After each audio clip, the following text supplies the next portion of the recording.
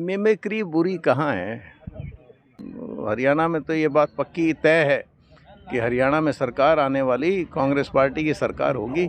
हर व्यक्ति इस सरकार से पूरी तरह से त्रस्त है। नहीं, ना केवल किसान। देखो, किसान तो हताश है, किसान निराश है। किसान निराश आज से नहीं है। नमस्कार, हरियाणा वेव्स में आपका एक बार फिर स्वागत है जी। आज हम पहुंचे जी गांव नाणुन, जिला हिसार, और आप लोगों ने पता होगा, नाम भी सुना होगा जी, डॉक्टर अजय चौधरी। और इनसे हम बात करते हैं भाई नए नए मुद्दे जो आज राजनीति के तौर पे भी ज़्यादा चले हुए हैं और जो पीछे चुनाव हुआ है उन मुद्दों पर भी बात करेंगे जी। नमस्कार जी। नमस्कार। आपके सभी कार्यक्रम को देखने वाले श्रोतागणों को मेरी ओर से नमस्कार।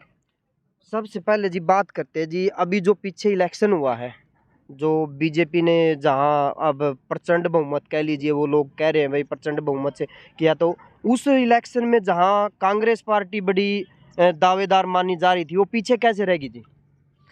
जो आंकलन हमने किया है, वोटों के अनुपात को अगर आप देखो, इन सभी 5 राज्यों में कांग्रेस का जो वोट है वो 10 लाख वोट ज़्यादा है बनिस्बत इसके कि भारतीय जनता पार्टी के वोट के। मगर जब वो सीटों की ट्रांसलेशन की बात आती है, सीट जीतने की बात आती है, तो इसमें कोई शक नहीं कि हम लोग पीछे रह गए।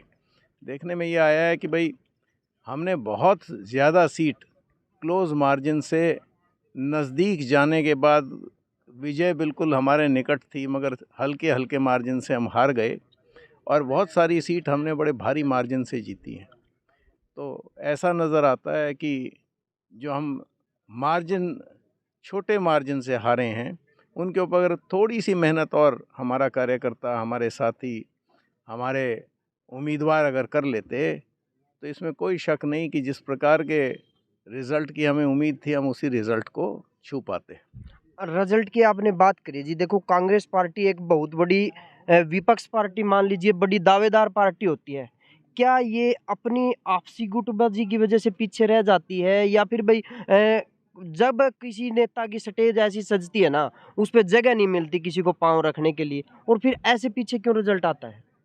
मैंने बता दिया आपको, जो आंकलन के बाद जो बात समझ में आई है वो यही समझ में आई है कि नैरो मार्जिन से हारी हुई सीट अगर हम कन्वर्ट कर लेते तो सरकार हमारी बनती। और इसी चुनाव का रिजल्ट देखते हुए आगे आने वाले समय में लोकसभा चुनाव और हरियाणा में विधानसभा चुनाव, तो इनका रिजल्ट क्या? इन्हीं गलतियों को, जो कमियां हैं, इन्हीं कमियों को देखते हुए, इन्हीं भूलों से सीख लेते हुए कांग्रेस पार्टी और मजबूत बन के उभरेगी और आगे के चुनावों को बड़ी मजबूती से लड़ते हुए सत्ता को हासिल करेगी। अभी एक मुद्दा चला हुआ जी, ब्रजभूषण, साक्षी मलिक, बजरंग पुनिया अपना आवाज़ दी थी भाई दबदबा है, दबदबा रहेगा, और वो 2 दिन के बाद दबदबा नहीं दिखा। हाँ, वो दबदबा नहीं दिखाई दिया। मेरे को लगता है कि क्योंकि जनता के बीच में जाना है, तो इसलिए जनता की सोच के अनुरूप दिखावे के लिए कुछ काम करना पड़ेगा। तो भारतीय जनता पार्टी ने उसी दिखावे को देखते हुए, जिस तरह की जुमलों की सरकार है, एक दिखावा मात्र किया है। फ़िलहाल तो उन्होंने उस इलेक्शन को कैंसिल किया है। आगे देखो वो किस प्रकार से करते हैं। उनकी नीयत में हमेशा से खोट रहता है। लोगों में छलावा मात्र करते हैं, असलियत इनकी भिन्न होती है। देखते हैं क्या होता है। तो इसके पीछे अगर राजनीतिक तौर पे देखा जाए, भाई आप गलत भी पाए जा रहे हो, एक बार आपको नकारा जा रहा है, फिर आप पे दोबारा किया जा रहा है, तो इसमें राजनीति कहाँ तक देख सकते हैं भाई? मतलब या तो सरकार का दबदबा मान सकते हैं? नहीं, सरकार, जो लोग नाखुश हैं उनको खुश करने का तरीका निकाल करके अपना हित साधना चाहती है। और अगर हम हरियाणा की बात कर ले, चुनाव अभी आने वाले हैं, तो किस तरह की कांग्रेस पार्टियों की तैयारियां चल रही हैं? भाई नज़दीकी राजस्थान में चुनाव हुआ है, उसका रिजल्ट कहीं कुछ और ना दिखा दे।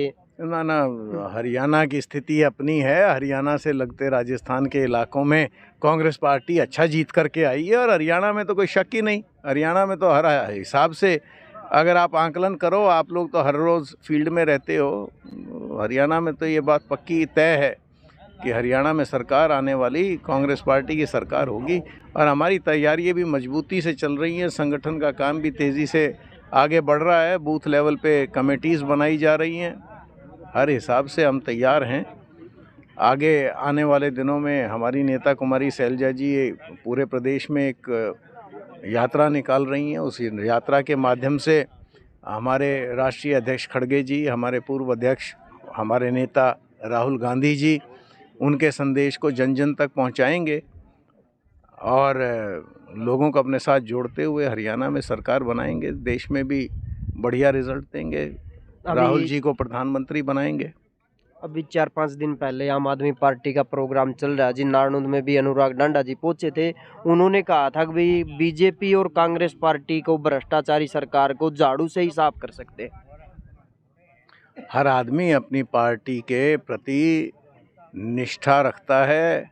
उनका ऐसा कहना ठीक है, वो अपनी उनकी सोच है।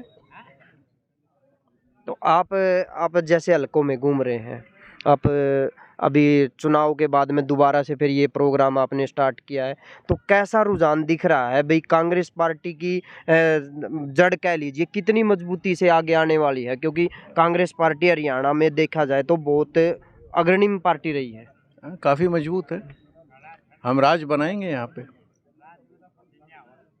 और लोगों की क्या राय है? देखो किसानों से आप मिल रहे हैं और नहीं, ना केवल किसान। देखो, किसान तो हताश है, किसान निराश है। किसान निराश आज से नहीं है।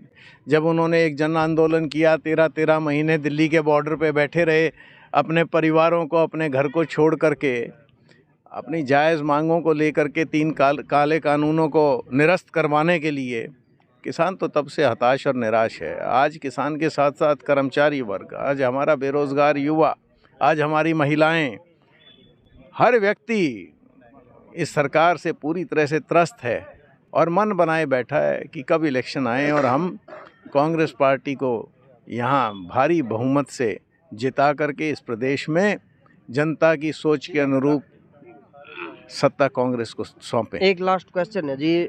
संसद में एक मामला उठा था मिमिक्री वाला, उपराष्ट्रपति की मिमिक्री वाला। फिर उसमें राहुल गांधी को भी इन्वॉल्व किया गया। फिर उन्होंने किसानों के साथ का भी साथ दिया, भाई ये किसानों की बेइज्जती की है। इस मामले पे आपका क्या कहना है जी? मिमिक्री बुरी कहाँ है? अगर वो असंसदीय है तो दिखाओ कहाँ लिखा हुआ है कि मिमिक्री करना। मिमिक्री आर्टिस्ट तो सारे विश्व में बड़े अच्छी तरह से देखे जाते हैं। उनको अप्रिशिएट करना चाहिए। उसमें क्या बुराई है और क्यों बुरा मानते हैं ये? नहीं, उपराष्ट्रपति ने ये कहा क्या कि मेरी बेइज्जती की है, भाई किसानों की को बदनाम किया कैसे है। बेइज्जती कर दी? अब मैं तो कहता हूँ, अगर कोई व्यक्ति, अगर मैं आपकी तरह बोलना शुरू करूँ तो आपको प्रसन्न होना चाहिए। अगर मैं आपकी तरह बोलना शुरू करूँ तो आपको प्रसन्न होना चाहिए। वो इसको बुरा क्यों मानते हैं? उनका अनुसरण ही तो हो रहा था कि कुछ और किया जा रहा था। जैसा वो कर रहे थे वैसा दूसरे व्यक्ति ने करके दिखाया कि हमारे उपराष्ट्रपति जी इस प्रकार से बोलते हैं। उनको तो खुश होना चाहिए। और जबकि उन्होंने इस चीज़ को जोड़ दिया कि भाई किसान की बेइज्जती की है, भाई किसान नेता की बेइज्जती। कैसे हो गई बेइज्जती? कैसे बेइज्जती हो गई? किसानों के मुद्दे सबसे ज़्यादा किसने उठाए? किसानों के सबसे ज़्यादा मुद्दे राहुल गांधी ने उठाए। किसानों की लड़ाई किसने लड़ी? एमएसपी किसने दी? कांग्रेस पार्टी ने दी। हमारे आदरणीय उपराष्ट्रपति जी जिस टाइम किसान बॉर्डर पे बैठे थे, उन्होंने तो कोई आवाज़ नहीं उठाई थी। और अगर हम किसी की बॉडी लैंग्वेज का, अगर उनकी भाषा का अगर अनुसरण करते हैं तो उस व्यक्ति को तो खुश होना चाहिए कि देखो, मेरा जिस प्रकार से मैं बोलता हूँ सब उस तरह से बोलने की कोशिश कर रहे हैं, प्रयास कर रहे हैं। धन्यवाद जी आपका।